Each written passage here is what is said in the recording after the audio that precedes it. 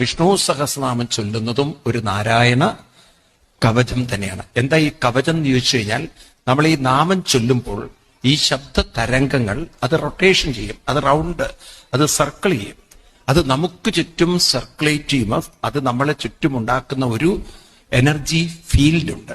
അപ്പൊ നമ്മുടെ ജീവിതത്തിൽ ആരെങ്കിലും നമ്മളെ ദുഃഖിപ്പിക്കാനോ വിഷമിപ്പിക്കാനോ വരുന്ന നെഗറ്റീവ് എനർജി നമ്മളിലേക്ക് വരുത്താൻ അതൊരിക്കലും അനുവദിക്കില്ല. അതെന്താ ഏതാന്നറിയില്ല, നമ്മളെ അത് അലട്ടില്ല അങ്ങോട്ട്.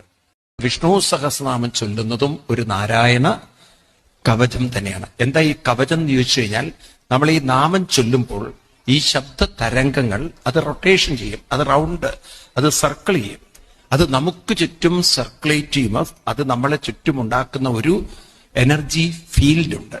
അപ്പൊ നമ്മുടെ ജീവിതത്തിൽ ആരെങ്കിലും നമ്മളെ